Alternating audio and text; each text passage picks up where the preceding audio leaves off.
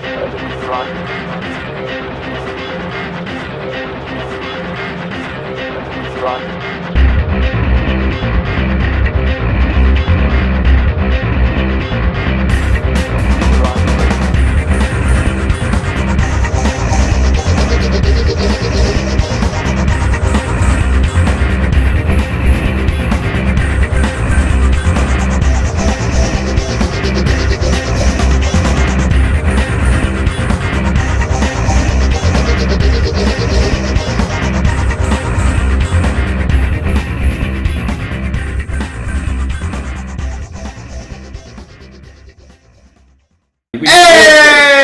everybody, this is the Fractal Minds off the Mindcast. How are we doing today? Hi everybody. I got my best buddy over here, Kevin. Hi, this is Kevin.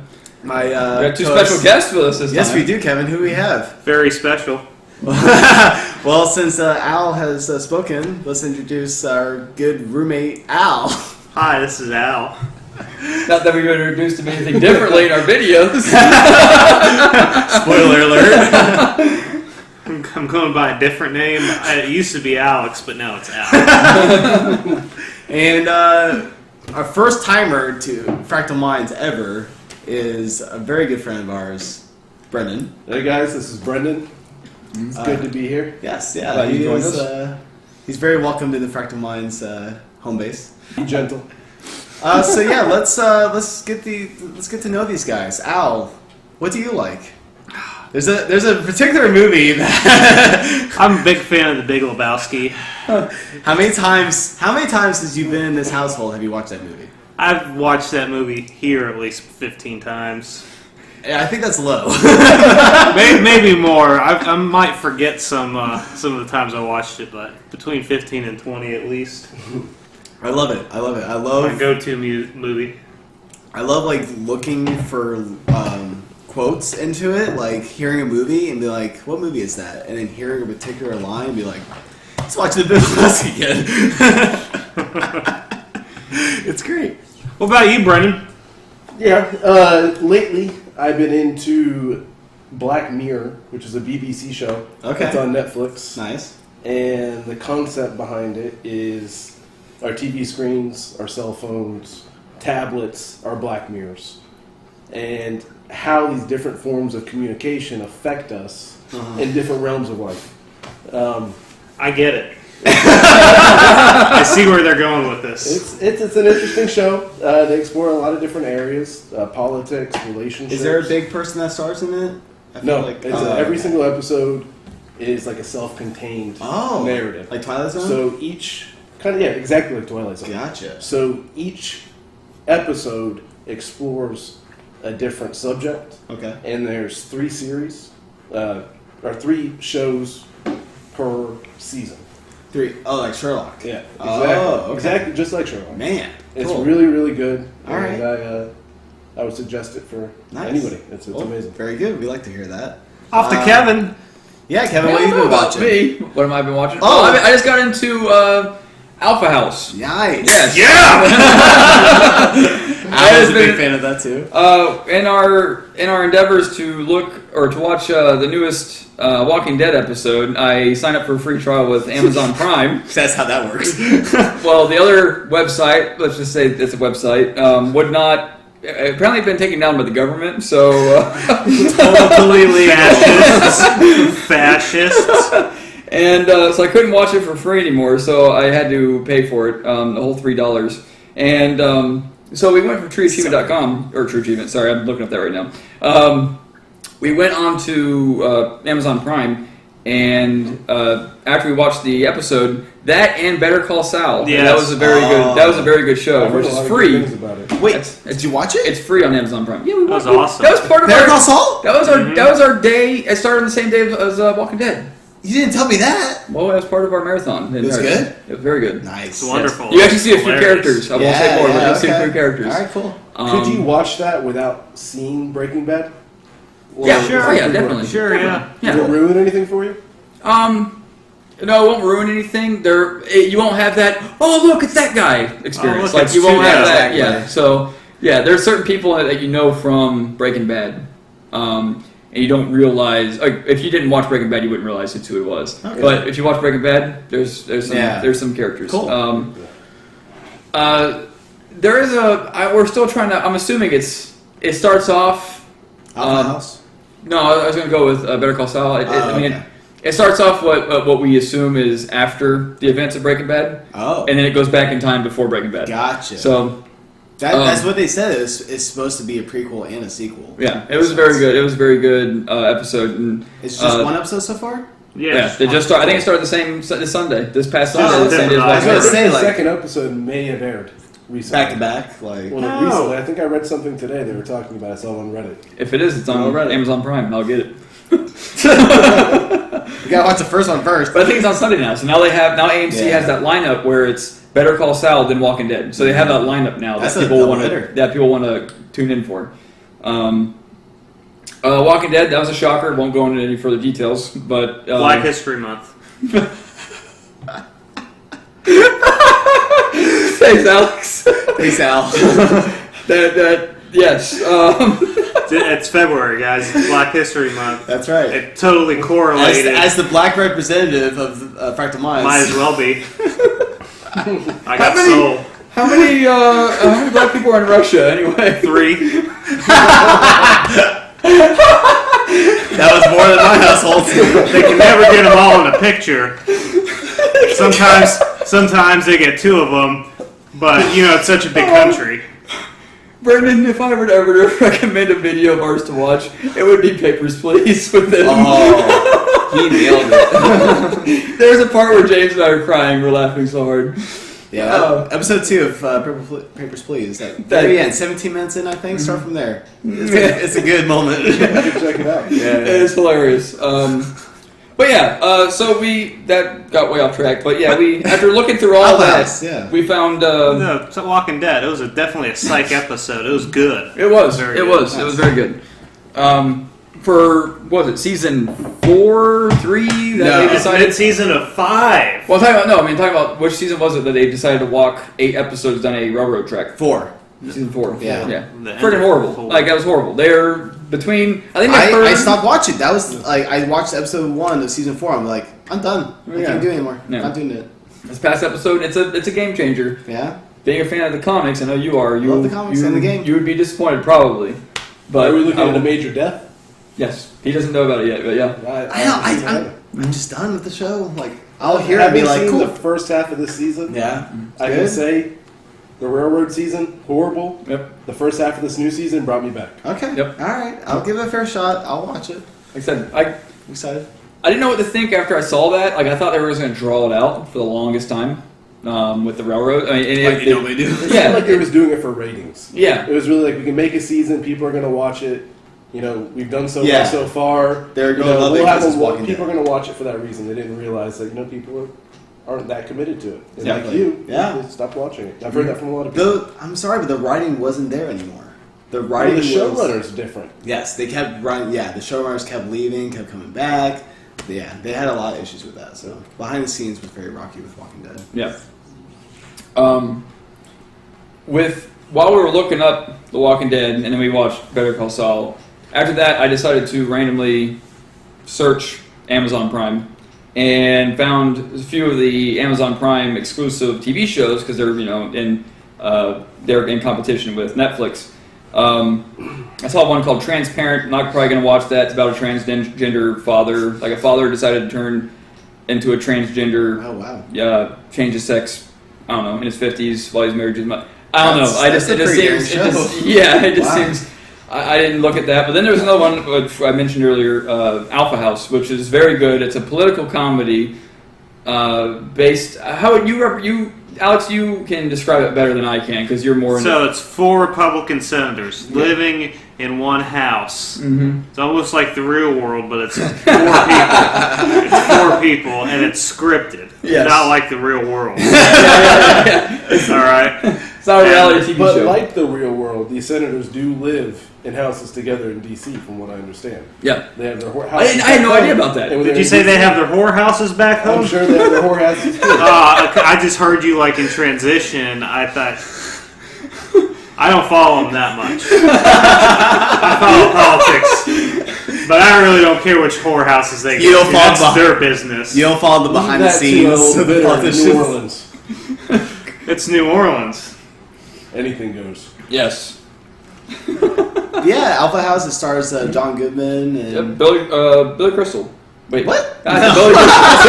I thought you were going Billy Ray Cyrus. Bill Murray. My bad. No, okay, he had a couple of cameos. Yeah, in there. Bill Murray's Yeah. cameo. Bill Murray. In the first. They have a film. guy that tries to play a Marco Rubio character. They got like a black guy that doesn't realize he's not that much of a black guy as a senator of Pennsylvania. They have like a very pleasant, mild-mannered man that can be considered ambiguously gay, but he's not, and he's like the deepest Christian of them all. He's a Mormon. He's the too. Mormon, I thought he was yeah. Mormon. Yeah. Yeah, that's the whole political That play level, there. yeah. And then John Goodman's just like this brash, I do whatever I want guy. Ex-basketball coach or football coach? Ex-basketball Basketball, coach, yeah. There was a moment later on in the season, like episode 6, probably the greatest episode of the entire series, because he apparently you little learn He's later on. triggered. They use this term everybody uses now. Triggered. I'm triggered, and it's great. And this is like this show. I'm sure has been out for maybe I don't know the last few months or whatever. But I love the term triggered. What It's does hilarious. triggered mean? It's like something sets you off. Like say you're It's like a PTSD moment. say you're on a website and you're reading some comments or something like that, and then somebody has these trigger words that just set you off because it's something that you wholeheartedly disagree with or oppose with all of your being because you're so involved into something. Mm-hmm. You're being triggered. I love that. It's hilarious. Yeah. It just sets you off. Like there's something that just and the reason I bring up like PTSD in a joking manner, but it's like that moment where something just it sets you off and like all of a sudden you're back at that moment of a horrible, traumatizing moment, and you just go off. Like, and there's a funny moment with John Goodman. Best John Goodman example. is probably one of the best. Like, Best example I can give of being triggered. Okay, say a feminist. Here's the words. Well, she was asking for it because what she was wearing. The feminist has been triggered. You're about to hear some shit. it should be noted that Brendon and Alex bring to the table their political stances.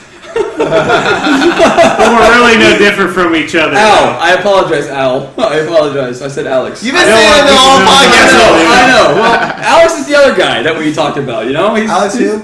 Yeah, exactly. He's the other guy that He's watches full-time. Big Lebowski a lot. Same deep baritone as Al here, though. They sound awful similar, and they're actually sitting on the same couch right now. It's like my alter ego. It's like that movie The Double. Or Face Off. But yeah, so you've been watching Alpha House. I've been watching. I've been catching up on Sons of Anarchy. A little behind on it, but I finished season 5, and it was fucking awesome. How did season 5 end? Season 5 ended with a certain person going to jail. And being about a show is about a biker gang that gets in trouble a lot.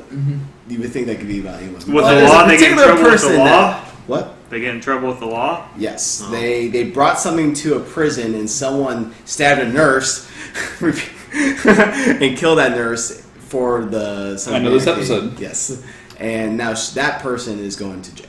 Not going to spoil it for the people at home, but That show gets very crazy. there's a lot of deaths in season 5, and it shocked me. Like I was at gaps many times during that season, and there was one particular death that just kept me like for the rest of the episode. 15 minutes later, I'm like, I just was in shock.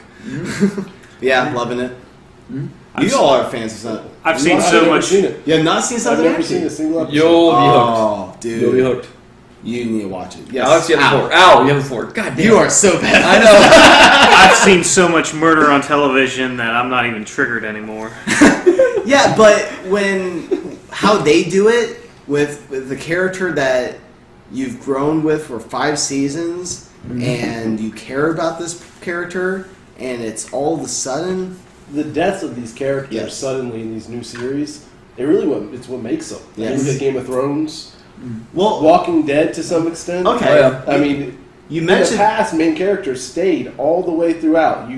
There was never any risk of them dying, so it took away from the suspense of what was going to happen. Yeah. These new series, it seems like the main characters die left and right, and it really does make the shows much better. It gives the character story or closure, because in a way, when you run out of stories for the character, they become stale, and you don't care about them. Yeah, but then when you kill them, you X them off. They're like, oh, there's closure there. Yeah, and you can start new too. So the series doesn't get old. characters. The show doesn't get old Exactly. because you can follow new characters, and it breathes new life into it. That's what really Walking Dead kind of strives on. It strives on telling these stories of, oh, hey, this character is a cop, and now, maybe we'll tell his son's story.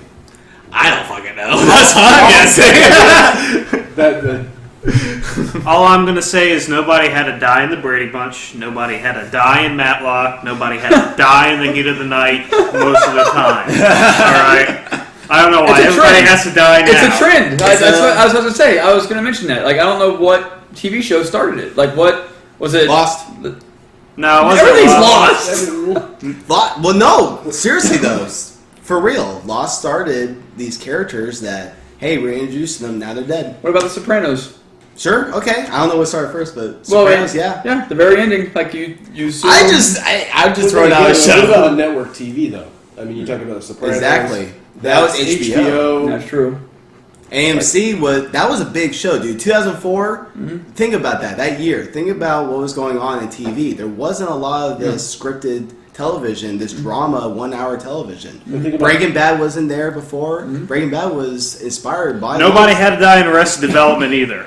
But you think about Showtime, they get their money from subscriptions, whereas television shows get their money from advertisements. Exactly. So it was beneficial for these TV series on network TV to be more the shows to be more prolonged in order for people to keep watching. Exactly. And to sell advertising. So it made sense for HBO, Showtime, those sort of stations to do that sort of thing first because it was more about the story, the narrative, than it was about selling advertising. Exactly. They were going for the actual movie experience. Exactly. And that's what TV has become, more movie-esque. Exactly. That's why a lot of big name actors like Matthew McConaughey and Woody Harrelson, True Detective. I'm going to predate all of y'all about where the death started, all right? Oh, okay. Lonesome Dove. What's up? What? Yeah. That was like a mini TV series. Is this a Russian thing? No, it is a Russian thing. Because No. in Russia, they get their TV series 10 years later. Oh, you Why are we guys so into these things? No. Because you didn't see them when we saw them here in the States. That's why I mentioned Brady Bunch. We just discovered that. No, okay, let me tell you what I watched when I was a little kid in What would Belarus. shock you to know that? All right, I watched The Dating Game when I was in Belarus, wow, a little okay. kid, and Santa Barbara, the soap opera Santa Barbara. I actually watched that one as a little kid in Belarus. I don't know what that is. I have no idea. Yeah, what are you talking it's a about? cool show. Back when I was a kid, I really don't watch that now. We'll take your word I'm for going to it. give Kevin some props here on The Sopranos, though, because Yeah. that show really did start that. That was a big, that yeah. more serious, narrative-driven, story-driven Definitely. TV series. That without The Sopranos, I don't know if we'd have the TV series we have today. I would agree with that. Yeah, Sopranos was one of the popularity big first shows that I could think of that was very story driven. You had to watch the previous week to understand what was going on. X-Files wasn't story-driven? No, that's Monster of the Week. Yeah. Mulder went missing. He didn't die, okay? He went missing or got abducted or some bullshit, and no one could find Mulder. X-Files is a part of these shows. I just triggered Kevin. Are you thinking the X-Files? And when I was a kid, I was. Yeah. Okay, cool. Yeah, I watched Nice. it. I watched it when it was happening. I Okay? could never watch that. That theme song was so scary and eerie to me. Well, it was awesome. Changed the channel right away. I could not watch that show. I was like, nope. Eerie and creepy. Not having No, it. thank you. What was weird was when that. Well, not to really. I won't get too big into it, but No spoilers here, Kevin. yeah. Well, no, I just don't want to draw a segment in X Files, but it just seemed like it started off with a bunch of aliens and monsters. It was kind of more horror driven, And then shapeshifters. Yeah. Oh, wish this was a recorded humans are the bad guys. Yeah, it was like they got away. Maybe they just lost popularity, so they couldn't afford. Because there was one moment where I can't remember. I will never forget it. It kind of still scares me, kind of like It, the clown. But there's this one episode that will never leave me. But Mulder's looking for this, this disturbance wherever he goes through. He looks down this dark corridor, and there is this slithering slug humanoid on the ground that hisses at him and then crawls away real quickly. There's no other episode like that after that. Like before, you thought it was a horror movie. Then the rest of them you watch, it's almost like an FBI, like a CSI, like you see today. Like there's almost it's not as horror driven like I thought. Like like X-Files was in the popularity of Monster of the Week TV shows. Yeah. Where Yeah, you like didn't have to watch Crypt Keeper. We just talked about this. Exactly. Yes. Yeah, Crypt Keeper is a very good example of that. Where and like Twilight Zone, where each episode is telling a different story. Yeah. And it's in this overall shell of the same universe, but you didn't have to watch the last. There's no characters. There's no lead character. Yeah. There's no Rick Grimes or whatever his name is from Walking Dead. Or there's no Al or Hal, whatever his name is. So but shit. I have a point I was going to make. Oh, I was just reading a headline. Go ahead. Yeah, so your boy, Brendon, Brian Williams, got suspended without pay for 6 months. What's the deal with that? Did he fake a news story or something about himself, pretending to be in the military? It's his story. Oh, Which okay. I don't think we should expect anything more from TV personalities. But he's not a TV personality. He's a news anchor. A news anchor is a personality. Yeah.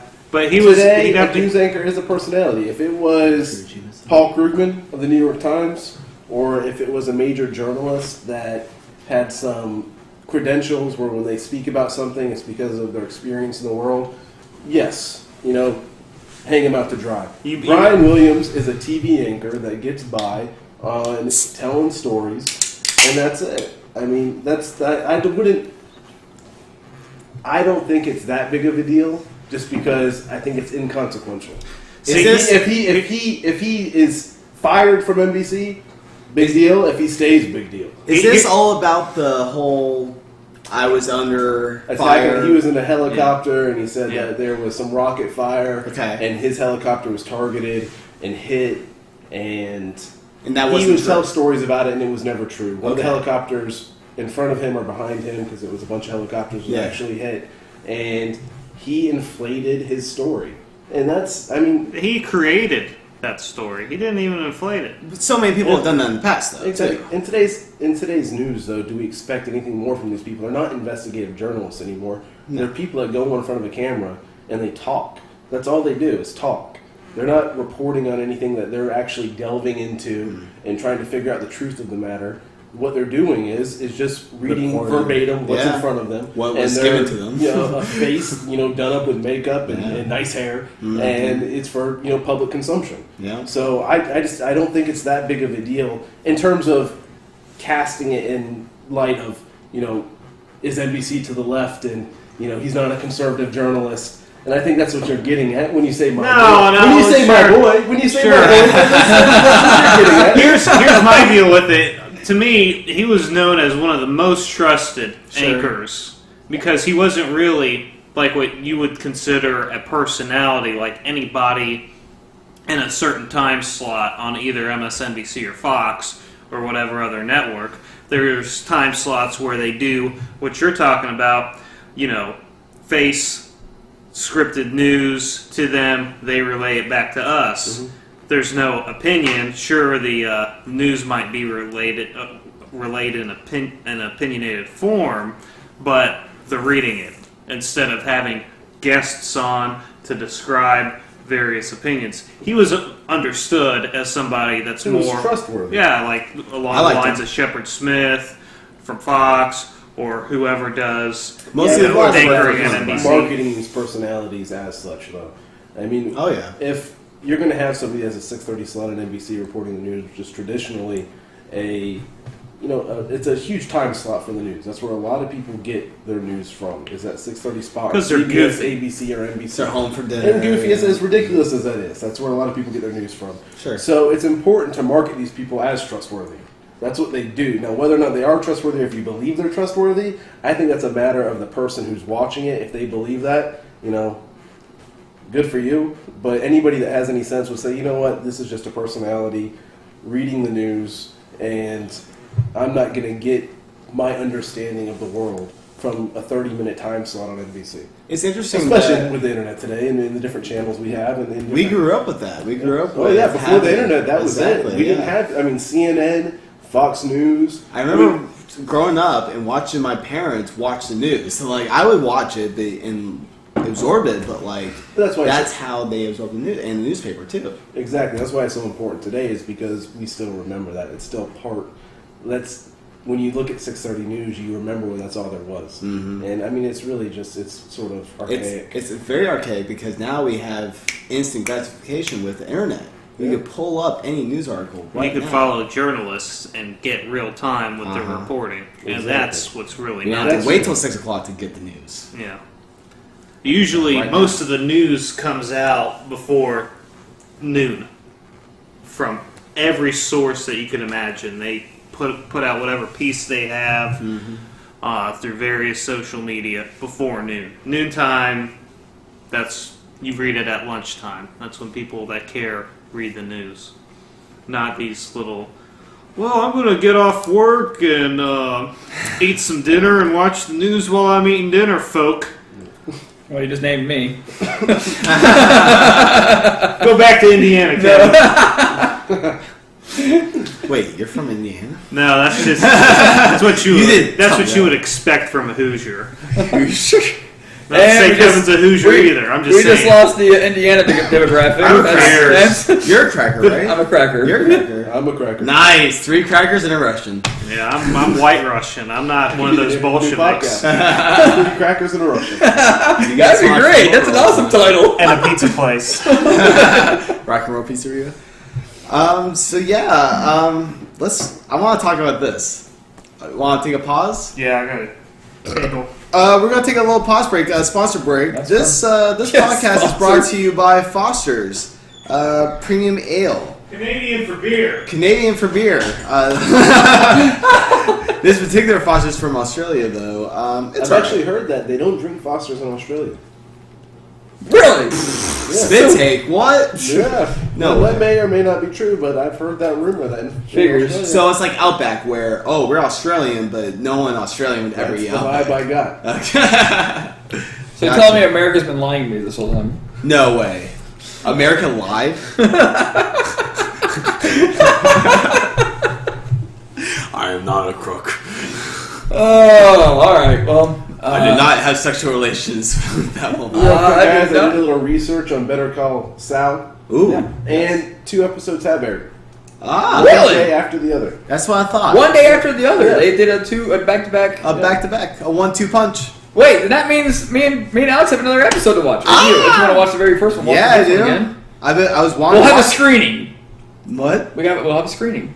Yeah, February 8th was the first episode, Uno. Yeah, the second episode, Miho, was February 9th. Let me guess what they aired 2 episodes of Better Call Saul back to back. Really? Yeah. Oh, that man. wasn't For real. listed I on can't wait Amazon. to watch the next one. That wasn't listed on Amazon. Yeah, because they listed on a cliffhanger. Amazon gets it right away.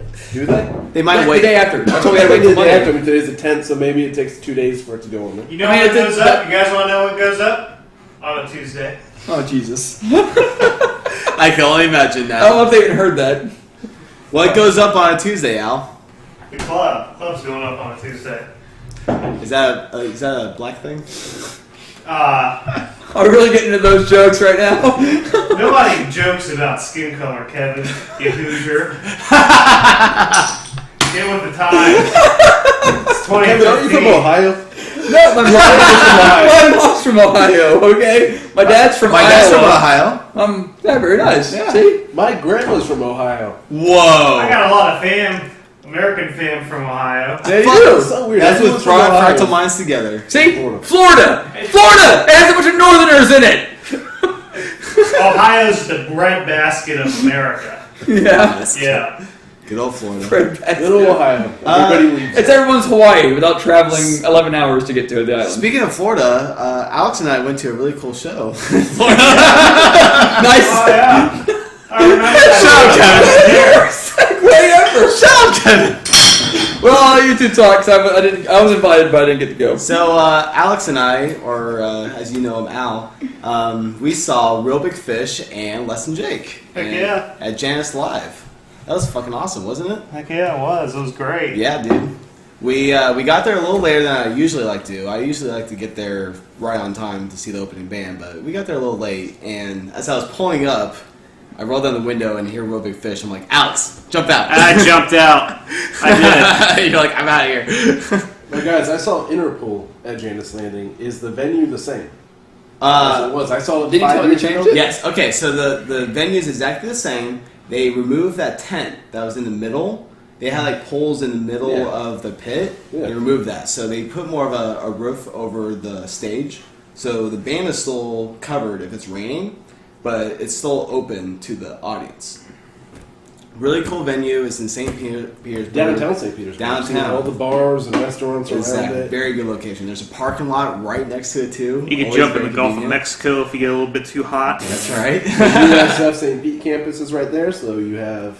College. Very good football. location. Janus Love is a very, very cool venue. I like it a lot. The bathrooms are redone. There's plenty of stalls in the bathroom. Yeah, there's plenty of stalls in the downstairs bathrooms. Oh. I snuck up in the upstairs VIP. area. Yeah, they didn't mind. They looked at me. They're like, "All right, this privileged white male can come up here and piss if he'd like, and maybe get some beers and whatnot." I heard James told me he lost you. Well, he didn't lose you, but you didn't see lost him for the rest of the concert. Yeah, Dave. Like, and Alex, to be fair, too. Yeah. Yeah, but yeah, I find people. I got a nose on me. I can sniff them out. Yeah, very good venue. A little late into Real Big Fish. That's who we were listening to when I rolled down the window. Alex really was big into Real Big Fish, so it's Yeah, I got to hear the songs I wanted to hear. By Exactly, Real me Big Fish. too. They got that song, Suburban Rhythm. yes, SR. That was a beautiful song. Best encore. They did SR, Beer, and then Take On Me. Very Yeah. good encore. I love Yeah, it. it was a good time. They And did Self-Esteem / with Beer. Beer, yeah. Yep. They played Beer and then went into Self-Esteem from by the Offspring. It was so random, but it fits so well. It's Yeah. so cool. And then Less Than Jake killed it. That was my 23rd show of Less Than Jake, but that was your first one, right? Yeah, it was What'd the you first think? one for both of them. It was great. Yeah? Good bands. I love brass instruments Yes. and punk rock music. It's Fuck yeah, dude. fantastic. It's great. It's so cool. Like, that's who carries the melody is the horns. And they it's so good. I love it. Something different than that whole rhythm of the bass and the drums and Sure, the yeah. guitar. You Exactly. get to hear another element. It's nice. Definitely. Okay, cool. Mm-hmm. Do you guys have a Twitter page? We do. Twitter. We have a Facebook page. As Hey, Would it be that's an a good awesome idea time to for a maybe plug. connect some of these songs to the Twitter page so listeners Yeah. can go to Twitter and maybe check out some of these songs? you guys Shout are out talking the about. songs that maybe from the YouTube artists. links. Okay. Because I've never heard any of these songs. I'm thinking about it, and I Really? I You wanna never hear some heard of this any stuff. Real Big Fish? I mean, Okay. like their most Okay. known song is "Sell Out." Sell Out. Yeah. Never, You never probably- heard of it. You might have heard it. Like, Real Big Fish has a couple of songs where it's like, oh, that's that band. They were really big in the early 90s with Sell Out. That was their extremely big hit. They got a gold record because of that song, basically. So It's sad it was only gold. yes, Real Big Fish is really good. Less Than Jake, they have some great songs. I will share you some songs Yeah, if you I like. look forward to it. Let's see, for a song for the podcast, let's just go with Look What Happened. That's a good overall rock song. They opened with that song. I don't know if you remember that song, but it starts with a little bass intro. I can write down a few songs if you want me to. I remember, I got this. That Less Than Jake song that I know, Oh, yes. the one "Selling Yourself Short" or something like that. Yes. What's it called? Selling yourself. The science of selling yourself short. Yeah, I heard that. I was like, all right. I was triggered into happiness by Nice. that song. I was up on the balcony, just chilling. Dude, that's It was awesome. a good time. I was thinking about this earlier. I get like this energy that I never have anywhere else when I go to one of these shows because I'm in the pit, I'm in the crowd of all these people jumping around, and I go with the music. I'm totally I've seen that unfree. pit. Yeah, I've seen dude. that pit. I It's had an great, aerial right? view. It was cool. It was nice. I didn't, and it wasn't one of those mean mosh pits No. where everybody just splits like the Yeah. Nile River Uh-huh. or whatever river Do that the death was. wall. Yeah. Yeah, do a death wall or anything like that. But it was nice. People were just kind of skipping and frolicking around. It was Exactly, good. Like yep. more of a festival pit. That's why I love about these shows. I've never been in a bad crowd where they were all about that moshing, like punching people and hurting people. It was always about community and having a good time. And if someone fell down in the circle pit, everyone stops and picks them up. I don't know if you saw that during Plastic Cup Politics near the No. end, but like people, like someone fell and we all stopped. It was just like, here. I'm glad I didn't fall. No, you don't want to fall during one of the circle pits. And I'm glad we got pizza afterwards. That was a good Yes. I would just like to say at one of the 99 Xmas balls, might have been Disturbed. I was that guy who fell. Oh! And there was a big mosh pit next to me. No matter where I am in the crowd, the mosh pit always starts next to me. And I'm the wall where I got to go and bounce them back into the thing. Yep. Well, there was this one moment where the mosh pit stopped, but everyone was still rocking back and forth. And they rocked forward, and when they rocked back, I fell, like, literally my feet were taken off the ground. I was picked up off the ground because of the wave of people, and I hit the ground, and this guy reached down and grabbed me by the collar of the shirt and lifted me back up. Like, I was like, holy shit. It was scary, but the adrenaline was pretty nice. Oh, yeah. Yep. You gotta be alert when you're that close to the stage. Yeah, there's a mosh pit and there's a circle mosh pit is what they call Circle it. pit. Yeah, circle pit. Yeah. And a circle pit, I mean, I've seen it. I've Run around the circle. It's great. It's pretty fun. Again, I was on the wall of it because I don't know, it's just against my nature to be all jolly like that and just run around like a crazy person. But I can get it. You know, adrenaline's going through you. You're into the band. You just want to just let loose. I usually like to just jump up and down. And if there's a good circle pit going on, if there's a lot of people doing it, I'll do it just for like a little while. But I just usually like to jump up and down. Yeah. Brendon, what other bands have you gone and seen? Saw Interpol. I've seen Interpol. I've seen the Wailers. I went to Langarado a few years back when they still had that down in Big Cypress. I saw Modest Yahoo. I saw Modest Yahoo. Modest Yahoo. He's a Jewish rapper. What? Yeah, it's pretty good. It sounded like you said Modest Yahoo, like a normal, you know. I was like, there's a lot of irony in that name, a Modest Yahoo. No, yeah, it's silly. But you mean Matahatsu or whatever. Got you. Modest Yahoo. Okay. That's interesting. On top of that, that was an excellent experience, going to Langarado. They used to have it down in Big Cypress. They stopped doing it, but you could camp out. It was like a Bonnaroo for South Florida. Wow. And they had a lot of jam bands. It was really something else. They stopped doing it? They stopped doing it. Oh, man. They tried to move it into the city. And then when they moved into the city, people to get hotels. And kind of ruined the whole experience. And they stopped doing it. But yeah, I haven't seen a lot of live music lately. Oh, really? I really want to start going. I think I might go to Rackham's, but I was going to say, actually, Rush is playing in Tampa in May. No. Yeah, Rush is playing in Tampa in May. I'll see Rush. I'm not I'll too fucking huge see of a Rush. fan, but like, how much are the tickets? They Yeah. better not be like a $70. They range from 80s 60 band. to 100 or to 250. 60 to Yeah. 250. Because they're probably playing in Yeah, but it's a theater. Rush though. So wherever you sit for a Yeah. Rush concert, it's gonna be loud. It's gonna be good. I mean, I'll sit in the upper levels for $60, and maybe pay $100 somewhere. Kevin, I'm remember already when we going. seen Nine Inch Nails in Soundgarden? How expensive were those tickets? What, $40 at the most? $40. That was awesome. Yeah, tickets should not be more than $50 for a show. I'm sorry, but tickets should never be more than $50. But you did have Soundgarden and Nine Inch Nails. And then some really crappy. I wouldn't be able to give you the names of those bands either. That's a good lineup. I wish I went to that show. that was actually very It good. was a beautiful show. We had a nice little rain to cool us down because it was in the middle of summer. Cool. And then lightning struck, shut everything down for a split I want to second. mention that It was part. I want to beautiful. mention that part real quick.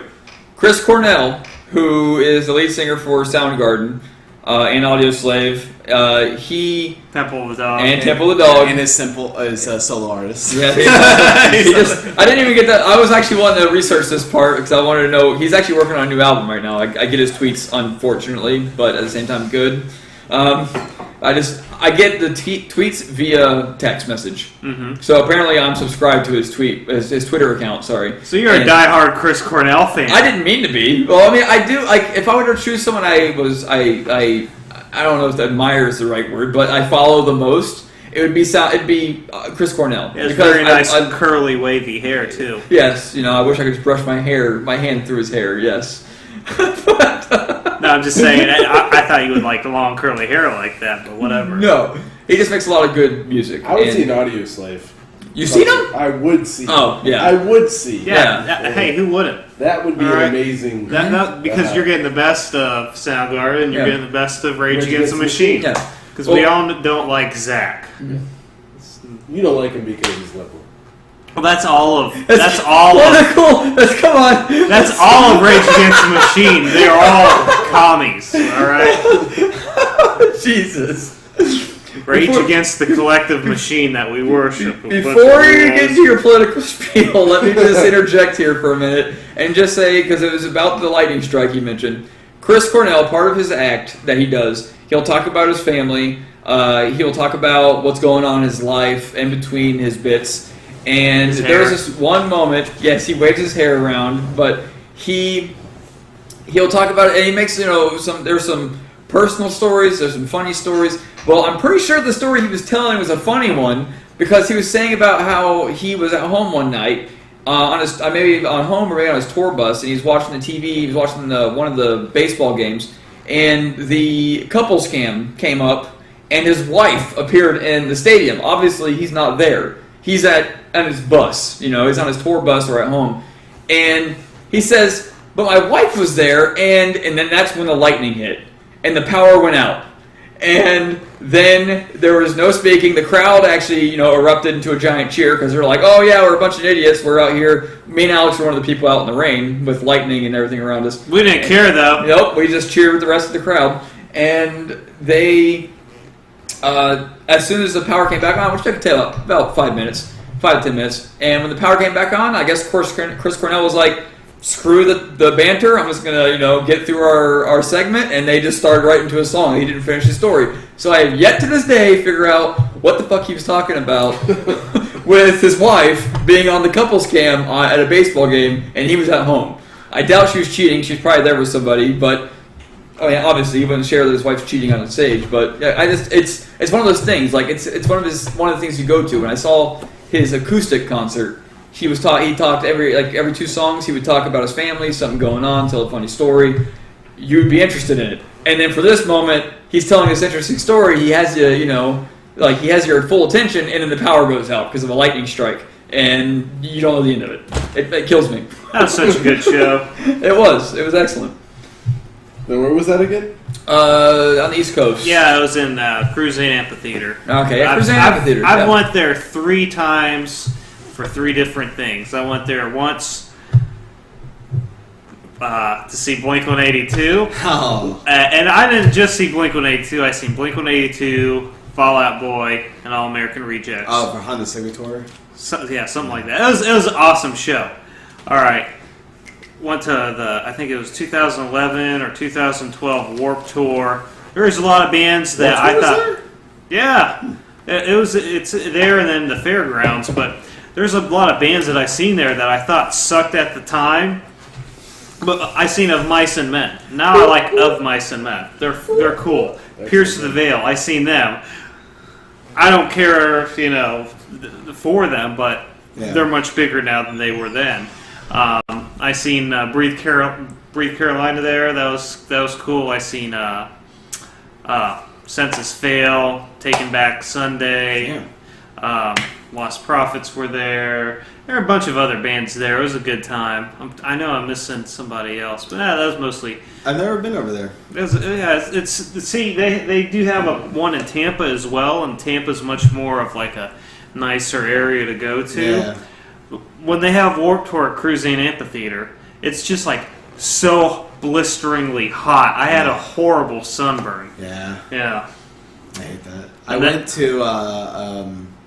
It might have been the equivalent to Tampa that I had that, but I saw their special festival over there. Oh no! Oh man, yeah. Party foul. You gotta finish that beer there, Kat. Let the cats look it up. Molly, stop sleeping and lick that beer up. Stop sleeping. First spillage on the podcast. This is very exciting. Way to go, Brendon. No one. All right. I was just thinking about Langerado. The major act that was playing was the REM, Okay. and that was really cool to see. Nice. I want to see REM really bad. They have Losing My Religion and... Losing My Religion. Is that REM right now?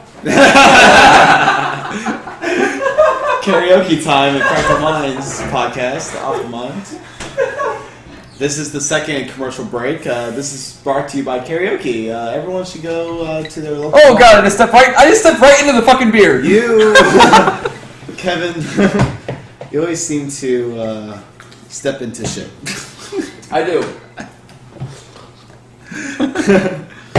That was a fun little music tangent that we went off with. Oh, we did. I like That was excellent. That's good. I like that everyone has their own special music experience that they've seen live. How should we do? Are we gonna do that music video thing? Oh, Because we can always cut and we can splice the video together or the podcast. that sounds awful. Just show it to him. I got it. Kevin's got this, folks. Guys, explain the music video thing. So Kevin wanted to have you guys watch a music video. There is a music video by it's a band called the Yeah Yeah You might have Yeahs. It's heard- like Oh, I love the Yeah Yeah Yeahs. Yes! Maps is one of my favorite Maps. songs of all time. Have you heard the song called Sacrilege? It's a new Is it song. a newer song? Yes. It might be. Gold Lion's pretty good. I've never heard Sacrilege. Well, the reason it's Sacrilege is because their music video, it tells a story in an interesting way. And I have a completely different perspective of it than James. So I want to hear both of yours perspectives on it. On what? And It's a music video by a band called the Yeah Yeah Yeahs, and the song is called Sacrilege, which we'll put in the link dump. But I have a completely different viewpoint of it than James. So we'll cut the podcast, no one will even know, but we'll all both have our own perspective of it, and then we'll post a link, and if anyone else watching this video, they can get their own perspective of it and comment in the comment section, obviously. I was right, obviously. I was right. Completely different theories. And then once we watch the video, we'll come back and we will discuss real quick. That'll be the end of our music, I guess, maybe, I don't know, but Sure. it can be the end of it, and then we can go to the next segment. Because we have other big news and entertainment. One big news story. Huge! It's gonna be huge, Oh, I Caroline. hate him so much. What huge news are you talking about? We're not going to talk about it right now, Al. Have you not heard about it? He's heard. Yeah, it. We I've talked heard about a it few. last I follow the You news had to be. You had to. All right, in so a way I shouldn't. let's actually take a break right now, Kev.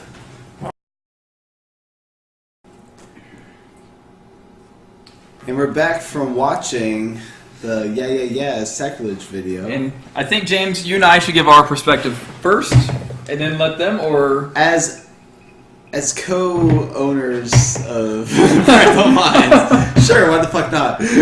My perspective of it was, if you noticed during the video, You better watch it, because we can't force him to, but you better watch it. Yeah, it's a good one for as far as perspective goes. And my perspective of it was that the town, because most of the video took place with her and the priest, and that he, of course, he had sex with the woman, and I want to say that's the only true time that she had sex outside of her marriage.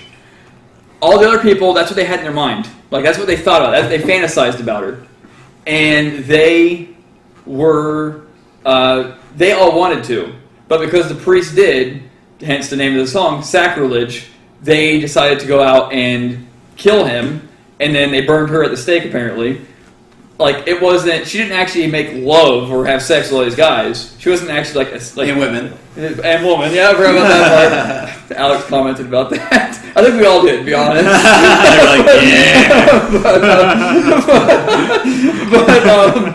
But that's what my perspective was that she did not actually have sex with, like, an affair with all these guys. She had it with the priest, because you don't see the priest at all before that end. Like, it's kind of like they almost had it like as a twist ending where you see him with her, and of course you see the outfit when they're in bed, and then the next time you see him is when they're in the courthouse getting married, or the church rather, and everyone else, the courthouse, everyone else, it seems to be like it shows her having sex with one guy and it shows who he is. Like, it puts a face to the name with everybody, but then with him, you don't know it's him. You don't know it's the priest, that their marriage, the one that united them, until the very end. Yeah. And I almost feel like that was like she wasn't. It was just like they were all jealous that of all the people to have an affair with this woman, it was the priest. Which I don't know if I actually saw the husband. That's beside the point. But I don't know if I ever saw the husband. Never saw the husband in sexual interaction with the girl. That's that or the one burning at the stake. I didn't see him at the murder. No, but from what I saw of it, it feels like a big reference to Memento.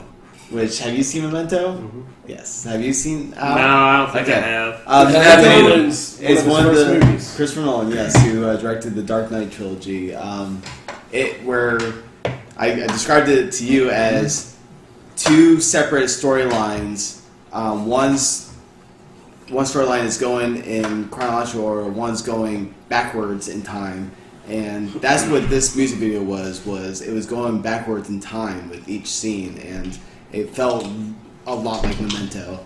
And from what I saw into the flashbacks was the people that she was sleeping with in real life, and then people were jealous and decided to kill the whore that she was. I mean, that's what I saw. I'm going to side with Kevin. You're going to side with Kevin there? Really? Because we have to look at what sacrilege means. Mm-hmm. It's a violation of what's sacred. Mm-hmm. Now, if you look at the characters in the video, they all hold certain offices or they represent certain parts of the community. You have someone that's a police officer, you have a priest, you have a military officer, you have these people who fill these sort of norms of what we consider, the major vestiges of what society is. Pillars of society. Pillars of society, exactly. Thanks, Al. So what you have is a girl that probably broke her vow with her husband, with the priest. The only real relationship in terms of all those different sexual experiences that you see inside the video. And what you see is all of these people, they all wanted it. They all wanted her. They all saw her. They all lusted for her. Yep. And she had a relationship with the priest. And they burned her at the stake for it. And it shows the hypocrisy of someone being burned at the stake or burned at a bonfire at a beach. Yeah, look, it was a beach. Like she was just running away, and they just happened to capture her. Exactly. It just looked like it was out in the woods to me. All right, let's take the opinion from a guy that actually has been married. Has been happily divorced now. From what I get from the video, don't marry a nympho. All right. So you're siding with James on this one. I'm just saying, don't marry. She totally slept with all those guys. She didn't sleep with all those guys. Look at how her expressions were. The vibe was put out. She was very, you saw her expression. But that expression is what you would want if you were those people lusting after her. If you were lusting after somebody, that's the experience you'd want to have with them. So what they're showing is a girl who did something based on her own accord, following her own id, following her own emotions and feelings. And then you show all of these people that are persecuting her based on what she did, but they all wanted the same thing, but she chose to follow her own destiny and do what she wanted to do. So she's being burned and judged. And the really thing that really does is the fact that they're all explicitly dressed up in the various roles they occupy in society. Sure. Without that, I wouldn't think that's what it is. But the fact that you have the police officer, you have the priest, you have the military, those are all norms of society that we don't really challenge. They're considered sacred. Sure. So that really highlights that idea. And the fact that this music video is called, or the song's called Sacrilege. Yeah. I think what they're getting at is really the female experience of being looked at a certain way if you do a certain thing, and they're not asking how society judges people. Exactly. I don't know why I couldn't think of that. Hypocrisy. Right. That was a very good term because I just felt like they were all being hypocrites. Like, oh, we're going to kill this guy because he's supposed to be a man of the cloth, and exactly. But they're all wanting the same thing. Exactly. That's how they were the only ones in a position to actually act on it. Yes. So those two people in a position to act on it, once they did, they're going to be judged for it and punished. Yep. But they all wanted the same thing, and if they were all given the same opportunity, they may have done it. Exactly. Yeah, but here's the thing. And there's a little bit of resentment, maybe, among those people. Here's the thing. And why is it that we punish people? Why is it that we judge people? Here's the thing we're all forgetting here. Yeah. All right, what did the priest look like, and what did the young chick look like? All right, She was way too young. Are you saying she's superficial? I'm saying She looked like a one, 13-year-old. or not the priest, but the old guy. Who was the old guy? Oh, he was. Yeah. You had the officer who was kind of old, and then you had another guy who looked like... Yeah, there was just, like I'm saying, Like don't a marry an farmer or info. something. Know who you're marrying. Yeah, but that's a realistic interpretation of the video. Duh, I would yeah. say that it's an artistic expression of an idea. Yeah. And in Oh, real yeah. life, obviously, somebody does that. They should be. They're going to be judged. Not that they should be judged. And we all have our way of seeing it. But in terms of expressing yourself artistically and trying to put a song or a video on an idea, I think it adequately. Do you remember any part of the music beyond the ending? Because honestly, like watching that video, I remember the beginning part of the music, and then I forget that I'm listening to the music video until the very end when they're at the church. I totally forget that I'm watching the music video. You're wrapped up in what's going on. Yeah, Yeah. I thought cannot Because picture you don't know what's going on No. as you're watching it. Yeah. You're sunken left into that kind of video. bewildered. Like, Yeah, what's going on right now? the way they play the frames, it's like they play one frame, and then boom, they play another frame, and then Yep. they're cross-plotted Yep. way more than It was a good Pulp way- Fiction could ever be. You motherfucker. Oh, that was a good way. That was an interesting way of telling a story. It was great, yeah. A music video. I have a And- question, real quick. If it was a situation where she had slept with everybody in the town, What she did? if she did, why are they burning her? Why They all would knew they she burn was her? in a relationship where she was getting Because married. she Yeah, that's gave why them the I'm fire. That's. I mean, you have to ask yourself why. Why would that scenario play out? Why would they be burning her in the beginning of the video if they've all slept with her, if they've all had a relationship with her, and they knew that she was going to the altar with somebody else? I've been thinking about that. Like, why to that extreme? Maybe because they all realized who she was, and like, we need to end this. Like, no more. She's a witch. Is it? No, but their facial expressions when they seen her was that of real happy, like what everybody mentioned, that they were lusting after her. That facial expression, whether they were imagining or remembering, they had their little sharp grins after her. Sure, So definitely. she might have spread AIDS around. That's why they.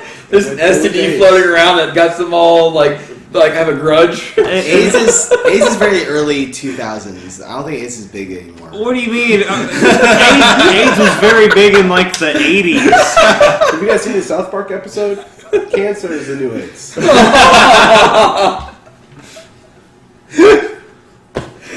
I'm a cancer. Cut. When cancer brought up, cut. So that brings us to our talk of the big news today. Marvel getting rights to bring some Spider-Man films.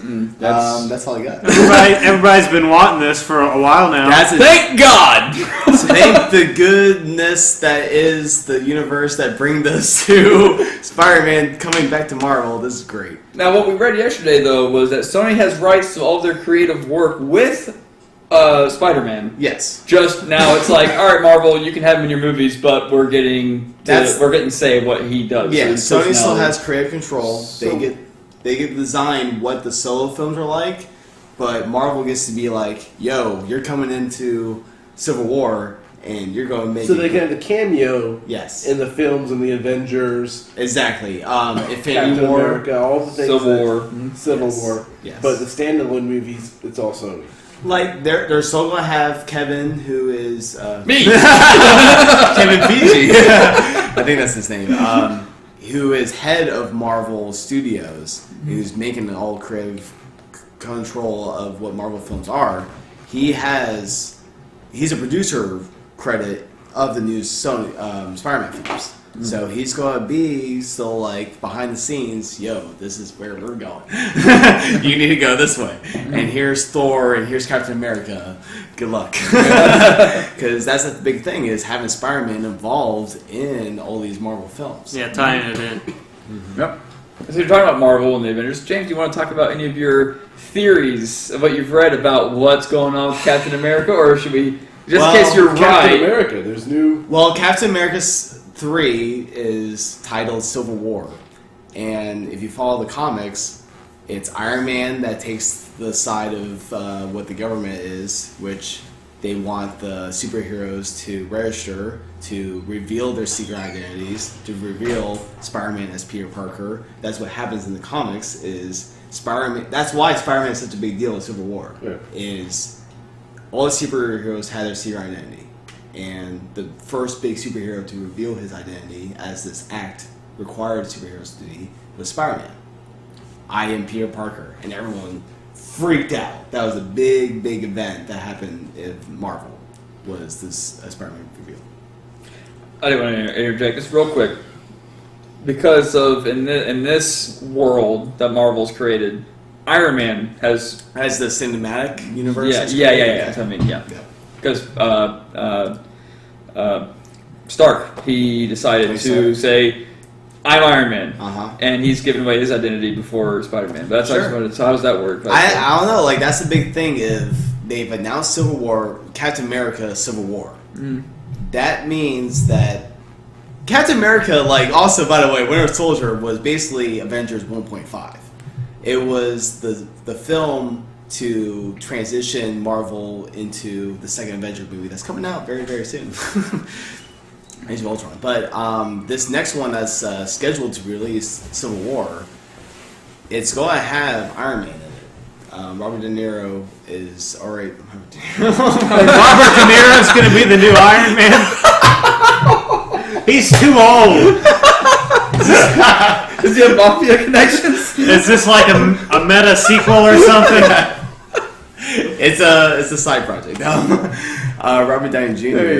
is going to be in Captain America, and they've already titled it Civil War, so it's basically described as Avengers 2.8 because it's going to be such a big collaboration with all the heroes. Having potentially Spider-Man in it, it's going to be a very big deal. Talking about Spider-Man revealing himself, Yes. Iron Man isn't a mutant. No. And nor Spider-Man, really. He's not a mutant, no. So the idea behind Civil War is there's a registry for all mutants. Well, not mutants. Or is it just Superheroes. X-Men were evolved in the Civil War, but they kind of stayed out of it. They were like, we're undecided. They were letting the official superheroes take part of it. X-Men were kind of involved, but they were very cool. Yes. Side note to everything. One time I was in a movie theater in Georgia. I forget where it was right outside of Atlanta, Canton. There's a movie theater in Canton. All right. What's happening right now? Let me tell you, the gayest thing happened. The gayest. Instead of developing the Captain America character, which they did, it's more the development of The Avengers storyline. Yep, and not the Winter Soldier so much. Pretty much all the movies are a development of the Avengers storyline. True, exactly. And that's what it's become, which I love. I'm glad they went that They way. just need to play more Tool and more Nine Inch Nails because in the preview of, I think it might have been the second Avengers. No, there wasn't no second Avengers, right? Not yet. It's Okay, coming. in the preview of the first Avengers, all right? Just like Marvel's getting a better idea, like what I'm saying. All right, preview of the Avengers, they played a song by Nine Inch Nails. What is it? Together. Feeds? Huh? No. It's something, we're together now, something like that. What the hell is that name? You guys keep talking. Let me look this up. Nine Inch Nails. Yes. We had a discussion about Kanye West's new album. You didn't say that one to bring up. Oh, no. Alright, let's talk this up. And I would just like to say that I think the thing it's most akin to is Nine Inch Nails. No, you are sick. You are far removed. It's very intense. It's very... I wouldn't say intense. It's not even industrial. I don't know. There's not even rhythm to it. Brendan, if we were surrounded by black. speakers and we had a decent bass going on, would we respect the album a little more than... I respect... After listening to it on my laptop, just my laptop speakers, and then listening to it with headphones, completely different experience. See, what happened was we listened to Kanye They talked me West. into it. I didn't want to listen to it because I knew it would be horrible, but I listened to it anyway because I have an open mind. Kevin and Al did not agree to any of this. This was me. I went on Spotify. He forced us. A few nights ago, and was like, I heard this Kanye West album, Yeezus. Kevin was having such a hard time with this, he made brownies. Yes, he did. I decided to listen to this Yeezus album, and I turned on the computer speakers and forcibly, kind of in a way, let Kevin and Alex experience the album with me. And I just wanted to see what the hype was. We weren't asking for it. No, they were not. It was totally me. And I wanted to know what this album was about. And right away I was like, I do not want to listen to this. But I was like, I need to listen to the whole album. It's only 40 minutes. It's only 4 minutes. It's very short. Thank goodness, too. And it was not what I was expecting. Obviously, Kanye West is a hip-hop artist. And that's not my style at all. Obviously, because I went to a punk rock concert just a week ago. But he's a hip-hop artist, and what it's described as is industrial hip-hop artist. And with that, what I kind of gathered from it was they play a lot of samples, and then Kanye West raps over it. And well, the samples and the construction of where those samples are placed, while he collaborated with a lot of different people, I think Daft Punk was one of the collaborations. The lead singer of Bon Iver, it plays a major role in the album, or he's on a song or two. Major role might be an overstatement, but it's about how the music comes together. Sure. And he's a major producer. Like he's credited on every single track as a producer. I would hope so. See, on every single track, he was. I would hope so. The people that put it together. So it's not like he's just rapping over the music. Oh no. He's helped constructing the beat. He's helped constructing the background instrumentals. There's yelling. There's all kinds of things going on in the different songs. People getting whipped. Yes. Because this is supposed to be based in the continent of Africa somewhere. No specific place. There was a Black Skinhead. That was one. Black Skinhead was one. The song was very. Africa's a very big continent, so it's not fair for the listener to just think it could be in Egypt or in South America. For what I normally Africa. hear of hip hop songs, yes, this is a ground. This is definitely a change of pace for what hip hop records are. But for what I've heard. I want to hear Kevin. It's nothing of a masterpiece that I lay it down, Kevin. Lay down your sick beats. Let's go, Kevin. Let's hear it. Just one thing I remember, one term that Alex and I threw around. We were making fun of it. What was that? What was it? It wasn't like he needed to eat her out or something, and all he needed was it was like duck sauce or some bullshit. Oh, sweet and sour sauce. Like, what kind of fucking lyric is that? Because all he needs is sweet and sour sauce. She was an Asian chick, yada yada. Sweet and sour sauce. It's like it makes sense. Yeah, how funny that is.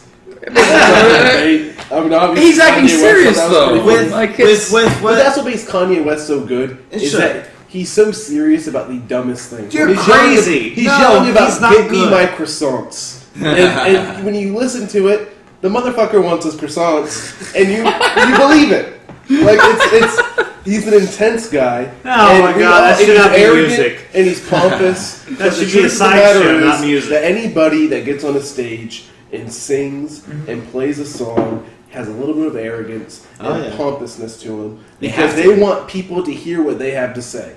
So we will judge a guy who's just so out there with his arrogance. Yes. We want people to pretend like they're not when they're on stage. These people are the most arrogant people in the world. I mean, could you imagine going on stage and thinking people care what you have to say? No. You know, or what you have to sing or to act. Like, there's a certain amount of arrogance in any sort of, I guess, when you get on stage. That's just the way it is. That's not a bad thing. But we can't judge somebody because they go all out with it. We can't. Well, is that I can. Are you kidding me? I can judge anything that I want. There's a better judge, but if there's nobody holding a gun in my head saying I can't. Getting back to that word we used earlier, hypocrisy. What? I mean, we can pretend to be modest about how we see ourselves and how we see other people, but we can't judge somebody. I agree with this guy right here. Everybody's a hypocrite. We've all had a compromise. We all are.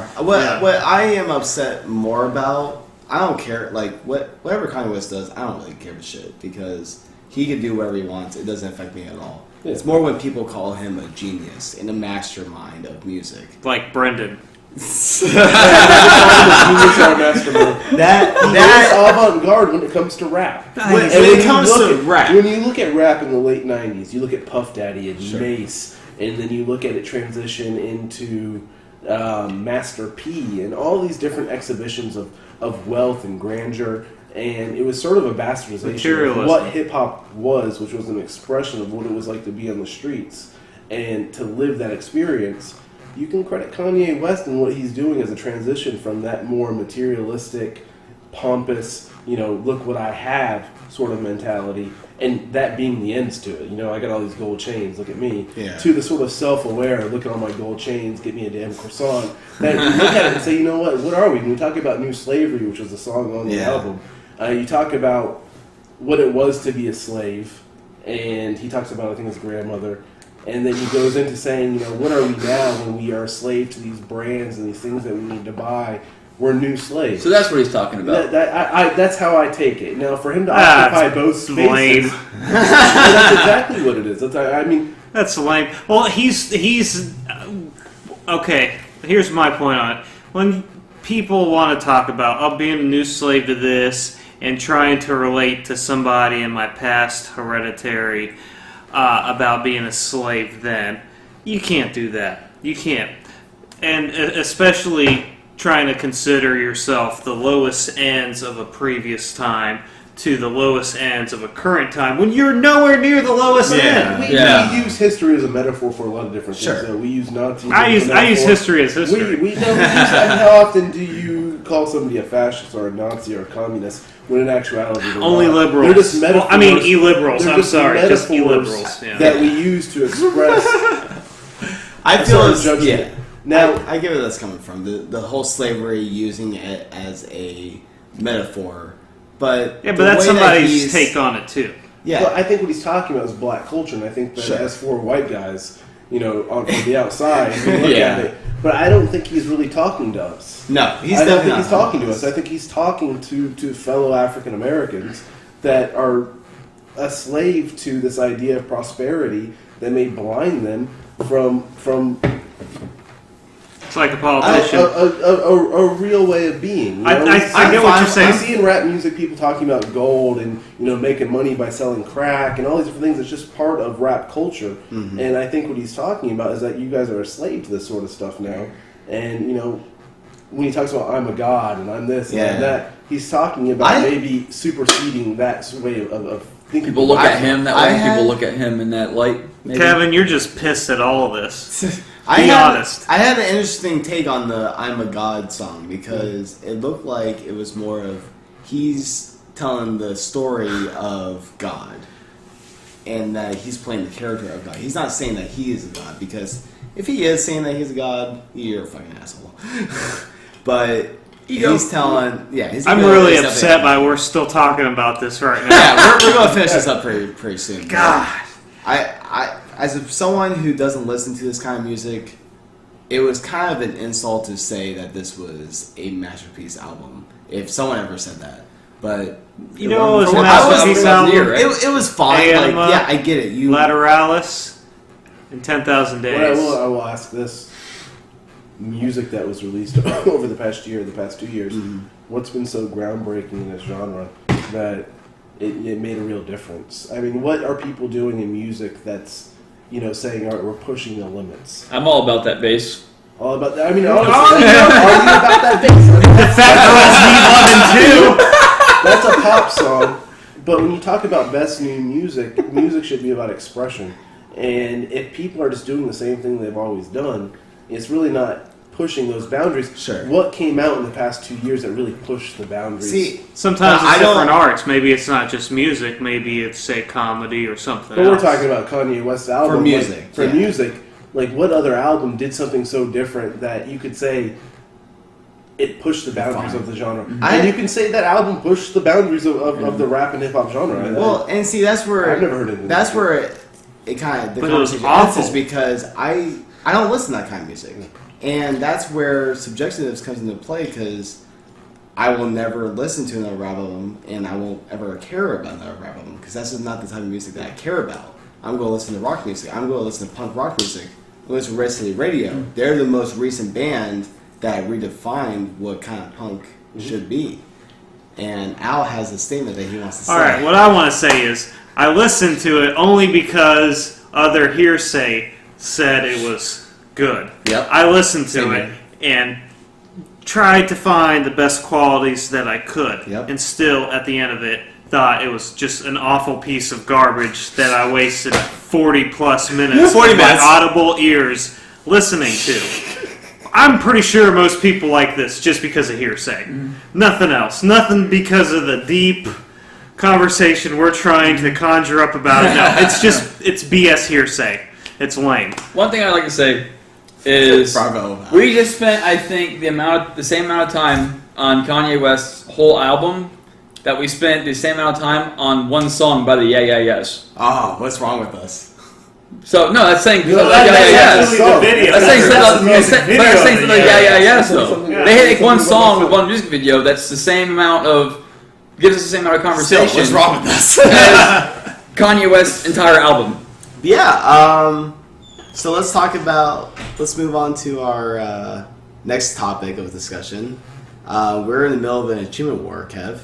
Yep. How's that going no, going for us? Let me go. This is where we get into the game topic. I'll go real quick because I know we were going to check in every quarter, so we'll go in deeper and everything. Yeah, but this is a quick snapshot. right now, in our achievement wars, as a quick recap for the achievement wars, James and I at the very, very, very end of December 31st, I think, Yep, leading that's up the to the first new day. year, we started a challenge between each other. And then come to find out that TrueAchievements.com also has a challenge that they've been doing for a few years now. Surprise, surprise. Yeah, we can't think of anything just fucking groundbreakingly original. Everyone has already thought of every idea out there. That means we're doing something right. Yeah, we're thinking of everything everyone else has already thought of. That's right. But anyways, just a quick recap of what happened. I was going to go in to see who has the... I will say, unless you have something that you have, I think my... as far as the single achievement with the most points, I think my Vince Lombardi achievement, I think that has probably the most points out of Okay. everything we've done so far. Cool. Between the two of us. But it's a Madden achievement, meaning I've went through 5 seasons, I've won 5 Super Bowls, I've gained a prestige. You seriously did that already? 1-minute quarters. You motherfucker! But you can do 1-minute quarters, and you can win 5 Super Bowls. You can also go do undefeated. There's certain goals you gotta 1 reach. minute quarters? You got a certain You goal. son of a bitch! You can borrow my Madden if you want. But so the games last like 5 Can you minutes. believe this shit? Can you believe that this motherfucker did that to me? Are you guys still recording? Yeah, we're still recording. Okay. We're going over in our own segment because it's out of like your and Brandon. Yeah. So a quick recap. Since December 31st, I, Kevin, have 68 achievements. You have earned 68. I have earned 68 achievements. I started at 89,411 true achievement score. I am now at 80. Hold on. Hold on. I'm trying to down the points. That's what I'm saying. This doesn't make sense. Oh, you know what? Okay, sorry. I know what I did here. Sorry. Cut. I got it. Nope. All right, I got it. I just got to Bring it home, Kevin. I was writing everything as Do it, Kevin, just say it. as the podcast is going on. Okay. I have 68 achievements since December 31st. I started out at 86,973 true achievement points.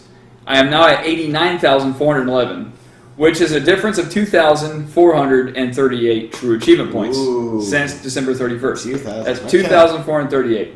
All right. As far as a gamer score, which is what Microsoft gives you for completing the true achievements, very quickly, Microsoft or the people who make the game determine how much a score gives you or an achievement gives you, and then TrueAchievements.com determines the same amount of points, but depending on how many people have gotten the achievement. If it's a super hard achievement, it might be worth 300 true achievement points, whereas it's worth 25 from Microsoft. So that's why the points, you're going to see a complete differential, is a 20,000 point differential, because true achievement scores, their points higher normally depending on difficulty.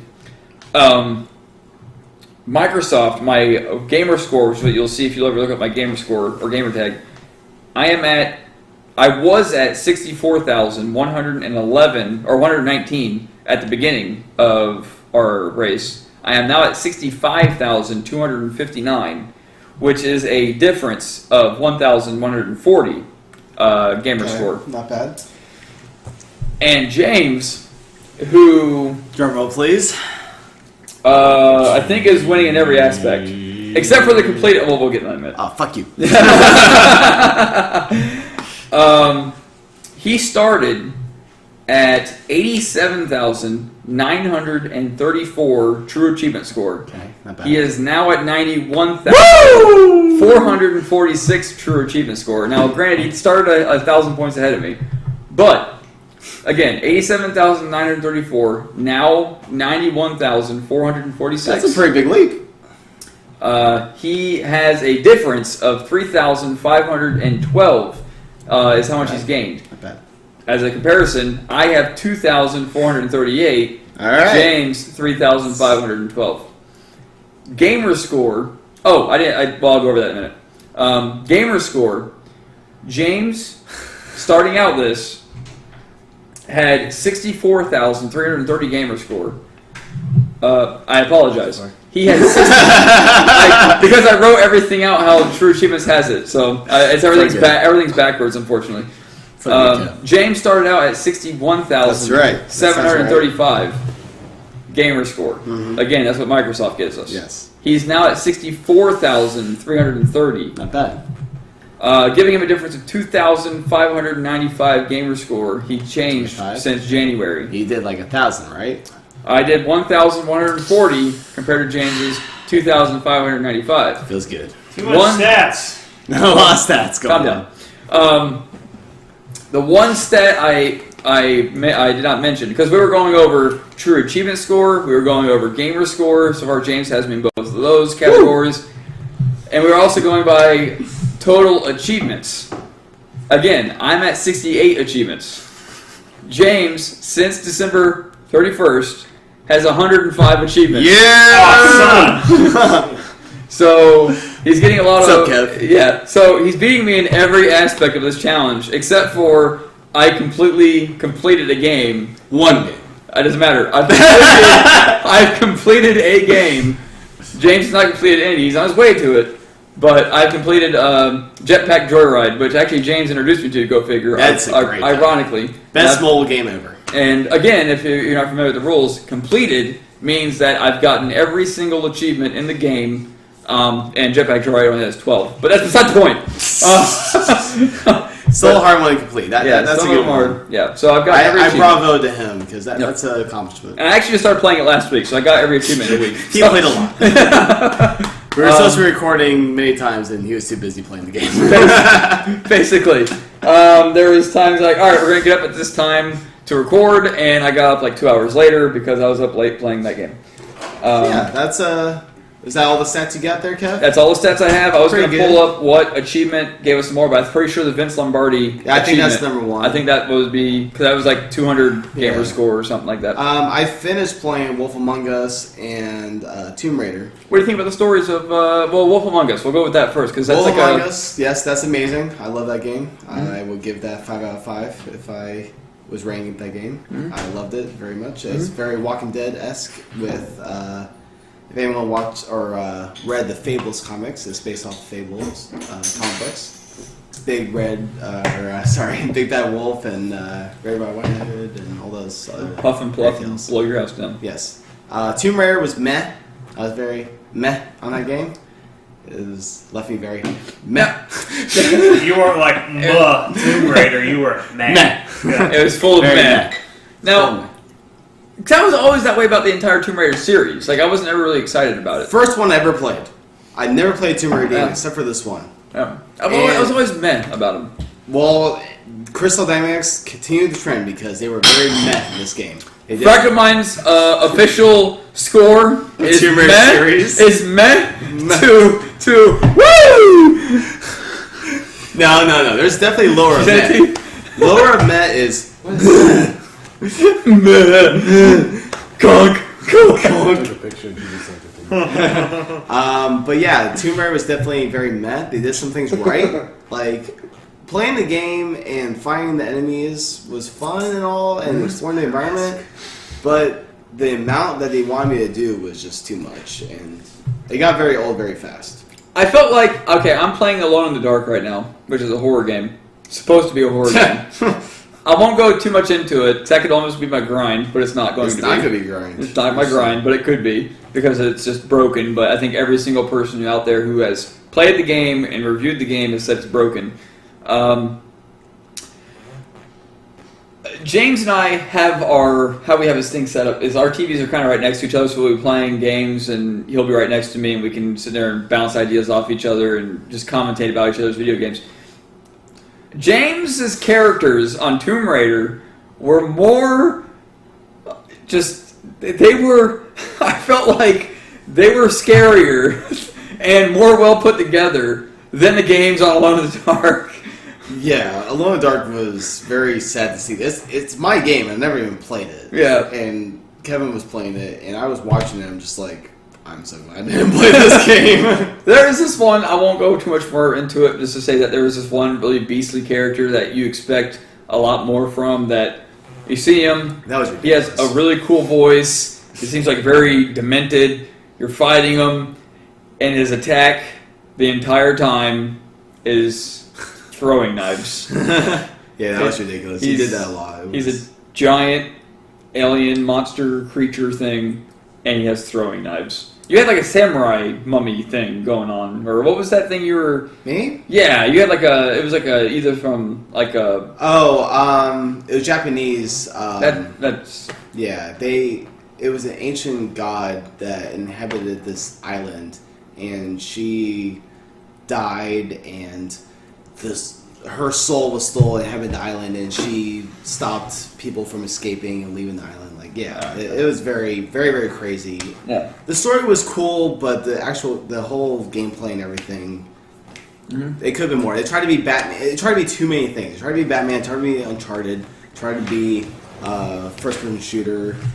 Tried to be everything, and it was just too much. I wanted to get down to our last little bit here. I think we've been talking enough. So Just to summarize, James has beat my ass in the True Achievement score. Yeah. Or, the achievement challenge. Feels But that's good. only the first quarter. There's more. well, this is even the first quarter. To be fair, this isn't the end. Or so in the first quarter. This is a little checkup I think we do have the dates. after the first month and a little bit into February. You guys want me to put on my gloves and check up where No. everybody's at? Ow, no. Prostates? Maybe at the end. I was about to say, I'm like, is this a prostate reference? This is not end of the Sure thing. enough. I'm not qualified, but I'll do it. But I didn't know that. I honestly didn't know a first test was like, check for bleeding. Internal bleeding, that's pretty important. Yeah, well, I know the internal bleeding, but I thought it was like Of a the scan butt. or something. I didn't know. No, they got no time for no scan. Just put some lube on the glove, and just. There's no time to loop. There's no time for glove. The doctor can sit there at the waiting area, put lube on his finger, and just wait with his finger held out like that. First rule of EMTs: trim your fingernails. You don't want to scratch somebody's sphincter. Everybody knows that. Is that your fracked up story of the week? Because We're not so fracked up. We can do that. remember that was just supposed to be your thing in the first podcast? The fracked up, yeah. All right. We'll go with that. So we yeah. got the gist of it. He got violated. Basically, apparently, He got his privilege checked. if you get shot in the leg, He make was sure, triggered. Make sure you realize Twice. if you get shot in the leg, okay, the most traumatizing experience is not being shot in the leg. The most traumatizing experience is visiting the doctor afterwards. Gotcha. He's sticking his finger up your butt, just so you know. So what you're saying is 50 Cent got his privilege checked About 9 times. 9 times. Jeez. But he didn't walk with a limp, so because he was used to it. Oh, he was. It was whistling.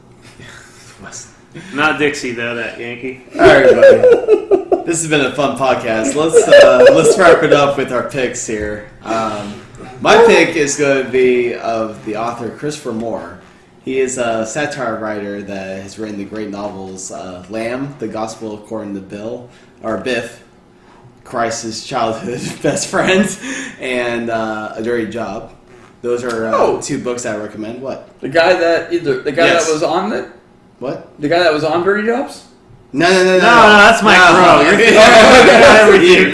He wrote a book called A Dirty Job, which is about being a great reaper of taking the souls of people that are about to die. Oh, okay. Yeah. That's not Mike Rowe. That sounds he's much more of a clear. That sounds interesting too. So everybody likes him. He's a great author. He'll make you laugh. He talks about. He's a beautiful author. You need to watch his. You need to read his stuff. Not watch, because you can't read. You can't watch stuff. You can't read, Kevin. Brendon, right, you're here. What's your first pick? My pick is tomorrow's launch of the Falcon 9 rocket by SpaceX. Wow. Now, this is a big deal because they're going to be testing out their ability to reuse the early stage rocket by, after it being launched, being able to land the main part of the rocket on a platform at sea. I've seen this. Usually what happens is when you launch a rocket, the whole thing is gone. It goes to the sea, it's done. So SpaceX has come up with this technology where they're going to save the rocket by, after it being launched, landing it back onto a platform at sea. Suck it, and then NASA. reusing it later for another launch. That's amazing. Which is an amazing thing. Yeah. The first launch failed. They didn't have enough hydraulic fluid. Okay. So it crashed on the platform. So tomorrow they're going to give it another shot, and it's been postponed over the past week. The weather here in Florida hasn't been too great for, they launched for down launching here? rockets. Yeah, Cape Canaveral. Oh, that's awesome. Yeah, that's great. So they're going to be doing that tomorrow. So everyone, cool. Keep an eye out for that. Well, why don't you give out the date, because this probably isn't going to come out tomorrow. Oh, okay. Today's February 10th. Yeah. Tomorrow's February 11th. Okay, so cool. If it's tomorrow, then look for it today. Awesome. Very good. So SpaceX is awesome, by the way. They are privately funded. They're not run by the government or anything. Yes. So. Yeah, but Elon Musk, they get a the lot owner of of Tesla, government. They get a ton of government Subsidies, funding, yeah. which is a pretty good example of where government funding goes right, because Tesla Motors is a very popular car. Yes. The Tesla car, we Best see friend the from high recharging school. stations all over the place without... I don't see no recharging stations. What are you talking about? I see gas stations There's and a liquor recharging stores. station at... driving down 75. You're There's a unearthing Molly. recharging station at Miramar, or actually Gulf Coast Town Center. Okay, one place. No, it's all throughout the state. You could take your Tesla and drive it. I don't from have here a to Tesla, New York Brendon. City without a tank of gas. You think Let's too do much that. of me to think I Let's have do a it. Tesla on the side. I don't. We need $100,000 for a new Tesla. Okay. Got Let's that. do it. Easy. We'll- We got we'll Fractal pull some Minds money. money right here, man. Oh, these people are rolling our high on the sponsors, hog. man. Loot Crate, come on. Molly as a sponsor. Are you guys going to ask me? Yes, man. What's your pick? I have no pick. What are you talking about? The I Big did not come Lebowski, prepared. obviously. Oh, sure, the Big Lebowski. You could just say Tool Or just for the Tool. hell of it. Or Tool. Oh, okay. What's all your right. pick, motherfucker? All right. What do you enjoy? What's that guy's name? What's Samuel L. Jackson's name from Jackie Brown? Samuel L. Beaumont? I don't know Jackie Brown that much, man. No, I know what's it, Duels Beaumont? from Pulp Fiction. Was it Beaumont? I don't know, man. Beaumont sounds right. Sure. I don't think it was Beaumont. I only watched Jackie Brown once. Kevin, can you edit this so we know the name?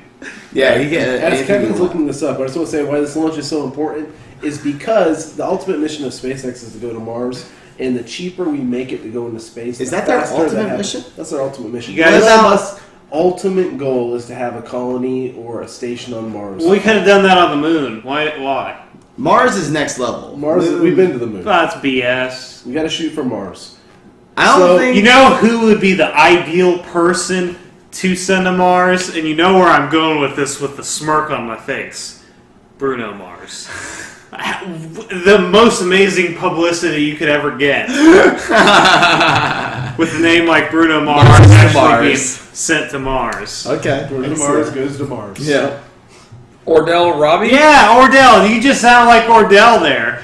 What I was going to go with my pick was actually the drummer of Tool actually joined into a super collaborative with some bandmates of Mastodon, and they got this new thing going on. So check that out. That's my little pick of the week. You don't have the name of the band?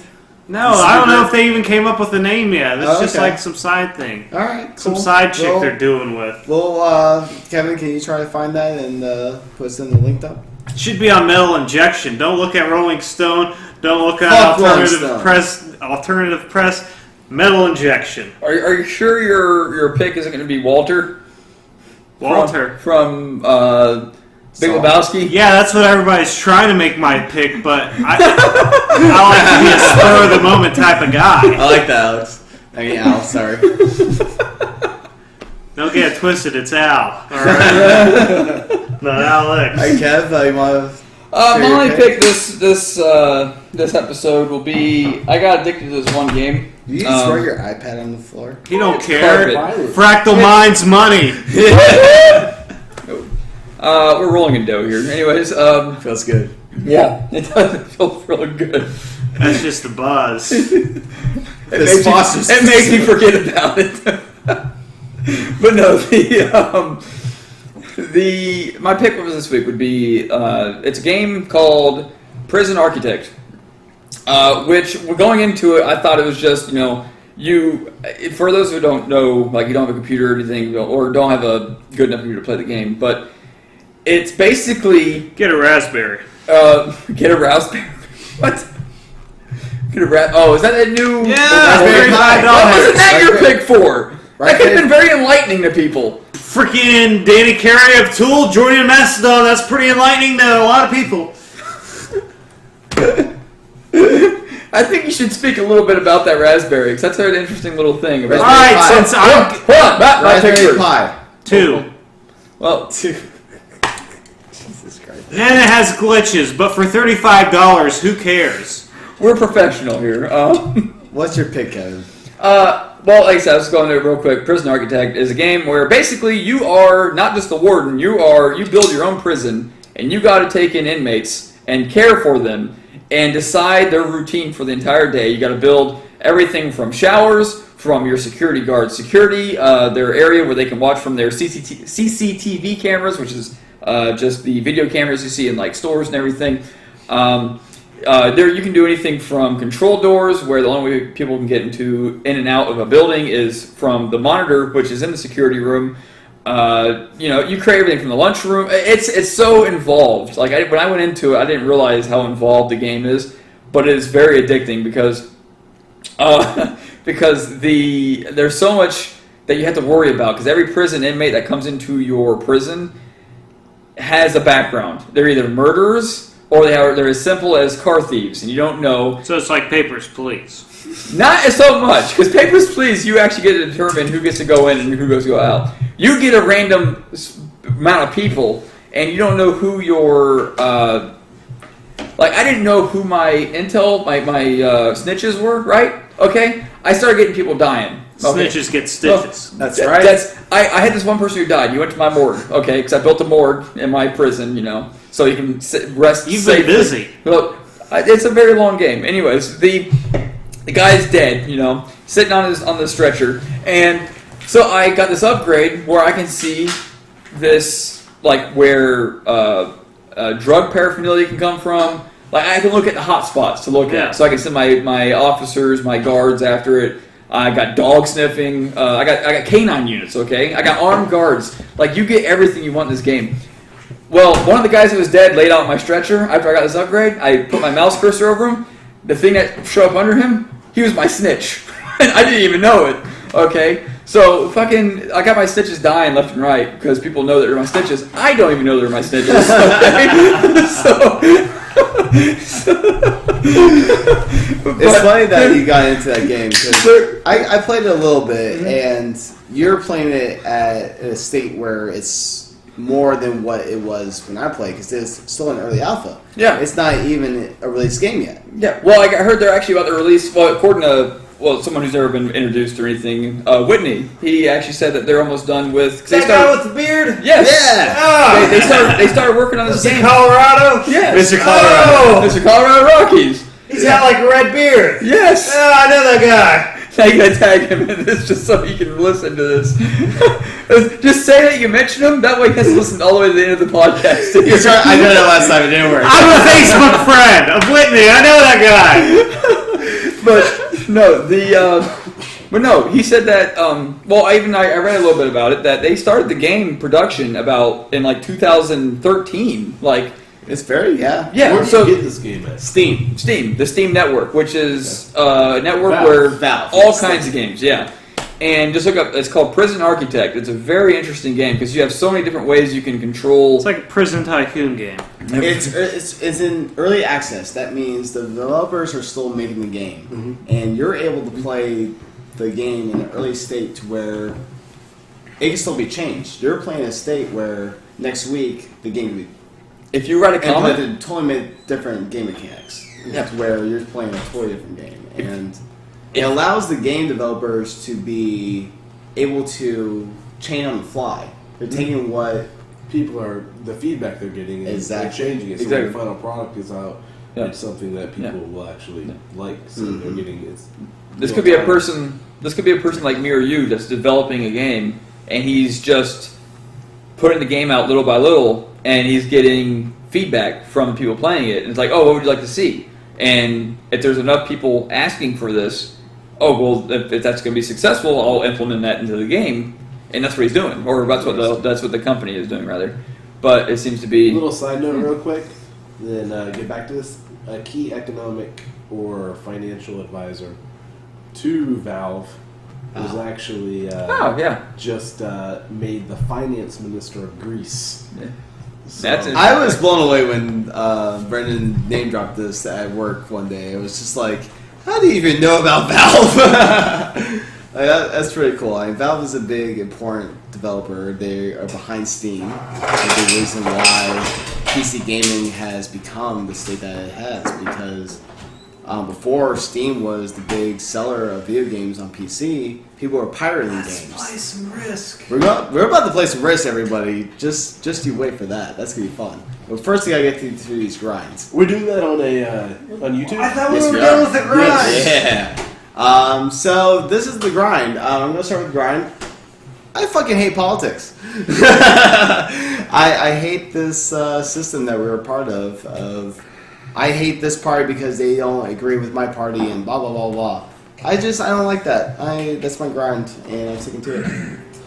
Brendon, you want to be since you're a guest? My grind is the new Ghostbusters movie. And going with the all-female cast. Very You're nice. such a meninist, Brendon. What the fuck's wrong with you? No, it's not that I'm against movies that have to make a statement about Female? a feminist statement. That's fine. It's just that maybe Sounds I'm like it. being nostalgic, but I don't want a movie that is about that and it takes away from what Ghostbusters is. Before seeing it, do you feel like it's going to be pro-female? Based on the Reviews? Not the reviews, there's no reviews yet, but based on what's been written about it so far and how people are interpreting the casting, that's how they're looking at it. And I don't want that to take away from what Ghostbusters is. It's all about the ghosts, It's all about the ghosts. It's all about hunting ghosts and taking them there's down and something saving the strange. planet. I feel like with Neighborhood. Kristen Wiig, she will definitely be like the Bill Murray of the movie, I hope. Let me tell you who the I have funniest some woman hope for comedian it. there is. I'm not super jazzed about it like I was when Ghostbusters 3 was supposed to be Dan Aykroyd. That's exactly. I think that's my biggest problem with it is I wanted Bill Murray, Dan Aykroyd. I wanted Ramis when he died. Too bad he's no longer with us. But R.I.P. I was hoping that's what we would have, but that's not what we're gonna get. Yeah. Is that one female comedian, Eliza Schlesinger? No, She's but not, then they can't say they have an all-female cast because she's the funniest comedian out of I'll give you that. the female talent. Yep. It I'll does give you have the girl from that. The Heat. Molly and Me. Melissa Melissa McCartney. Yes. I'm not a big fan. She's of not her. even I'm not funny, big- man. I think that's my biggest problem with it. I don't think she's very funny. She's too popular because she's bigger. Big. That's her whole Exactly. stick, is that she's big, and it's really not that funny after Exactly. It's It pity. gets old. It's not funny. It's pity. Exactly. Yes. Are there She's any like the cameos female at all Chris by the Farley. original guys? They haven't said. Most likely Dan Aykroyd will be in there because he's still very involved with the Ghostbusters. He's been involved. That guy's with a loon. Yeah. But it's not a sequel. It's a complete reboot. It's supposed to be a reboot. Yeah, it's not going to take any of So- the old films into consideration. They're starting anew. Like they're Okay. they're not taking the Which, history of Black History. at a certain point, like Ghostbusters has been around for 40, 30 30 years. 30 years. I want to say 40 at this point because That's we're 30 years, man. at least 30 years. Yeah, So, at least 30 years. At but this in that frame. point, really reboot? Like, I guess yeah. they Nobody want to keep has Ghostbusters original around. ideas. Yeah. So If you want original ideas, you know who should ask? Who? Kanye West. all right, is Ghostbusters going to be a blockbuster? No. No. way. No. No way. No. Has there been any It's trailers not gonna be released on it Ghost- or anything yet? Ninja Turtles. There haven't been. They've just now announced it. Ninja Turtles But can Ninja attract Turtles the is one of kids. those. It was a big movie when it came out, and it didn't. It's an older. It's an older. I can't brand. see it being a blockbuster like what Transformers does. Yeah. For example, Transformers 2 is an example. I don't like Transformers. I have not seen a lot of the movies past. Actually, no, I haven't seen Transformers 2 on. But that does blockbuster numbers. Because you're I a do Megan not see Fox it. fan and you just can't stand her not being in any more Transformers. No, I do not like Megan Fox. But yeah, I'm not seeing doing Transformers 2, for example. Let's move on. Alex, what's your grind? Jeez, if you want to know what really grinds my gears, there's so many things. I can't think of anything right now. Kevin. Fair enough. Well, I myself, I'm a little peeved at how people perceive Seahawks fans at the moment. I've been seeing a lot of memes of, there was a lot of people who liked the Miami Heat because they were this winning team, and now that it said Miami Heat fans be like, and it showed Miami Heat fans, and then it showed the Seahawks fans. Okay. Like the Seahawks are the Seahawks have been very they've been very successful recently until the Super Bowl, obviously. And now it's like, Seahawks are nowhere to be found. Just Seahawks Worst decision ever. fans. What? Throwing instead of running.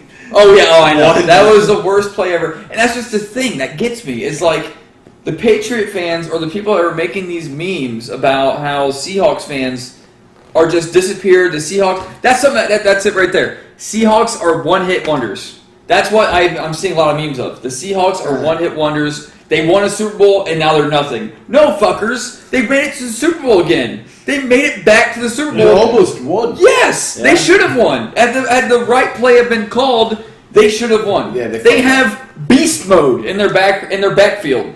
They could have ran. They could have passed. He the doesn't ball. talk, he runs. He doesn't talk. He runs. Yeah. You see the interviews, he doesn't talk. Yeah. Well, exactly. He runs. He's not here to He's talk. not about his business. Exactly. No if you trouble. saw or kill people on Mortal Kombat, as you saw in Conan O'Brien's feature. Great segment. Yeah. But no, I mean that just kind of grinds my gears. Is that the fact that there's so many memes that from these Patriot fans who would have been butthurt had the right call had been called by Pete Carroll. Yeah. Had the right call been called, there would be a lot more hurt Patriot fans. And the fact that I'm seeing all these memes about the Seahawks are one-hit wonders, there's no more Seahawks fans because the Seahawks lost the Super Bowl. The Seahawks don't have a losing season yet. They're going to go into the next season. They're going to have another winning season probably because they have a great team, a lot of young players. And the fact that they think, the Seahawks fans have just disappeared, LeBron James did not leave the Seahawks, okay? Tony Dungy would not made that call. What the Seahawks need is Tony Dungy at the helm. You heard it here first on When you're Fractal on Minds. top, people want to see you fail. At Yeah. the beginning of the season, when the Seahawks lost a few games, they were saying they weren't the team they were last year. Yeah. Where did they end up? The Super Bowl. Yeah. They did the same thing. People like to see people who are doing well fail. Yeah. And the Seahawks are going to prove them wrong again. Hey, they have a how good about the coach. They have Patriots? they have a good team. They lost to the Dolphins. First game of the year.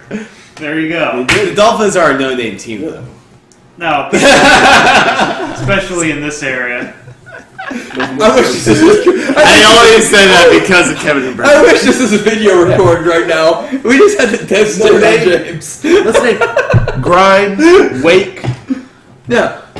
Who else do we have? Who? It's What? not a no-name team. What? Finnegan? Finnegan. Yeah. I mean, Wallace. Quarterback's name? Starks, Robert Tannehill's an Starks. up-and-coming player. Tannehill, there you go.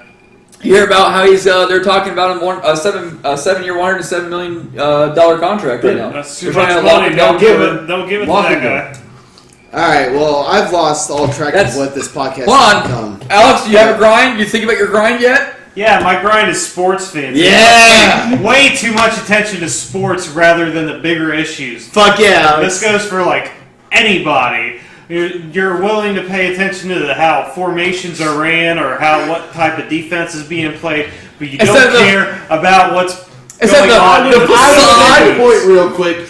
Sports is about tribalism. You follow your team. You have a tribal instinct that's attached to it. It's not far away from politics where you attach yourself to Democrats, Republicans, A Liberals. bunch of liars. It's very tribalistic. It's just a liars that different- run pass plays when they should run the ball. You think that he got paid off? Everybody gets paid off, whether it's politicians or athletes. No. Right, that's right. Exactly. So I should be following politics and getting pissed off when they don't pass a Exactly. bill. And then when you see your congressman, you punch him in the mouth and kick him in But the you're nuts. gonna give me a hard time for a team. Yeah, the Exactly. Republicans didn't win this one. The Democrats didn't win this one. It's the same thing. It's a Well, team. here's the It's thing: two if, fascisms, if so everybody it's a had their team. focus Bunch on of shit. one Getting back to specific your element exactly. of poison Exactly. rather than multiple elements of poison, then we can do something with that crappy system of poison known as politics.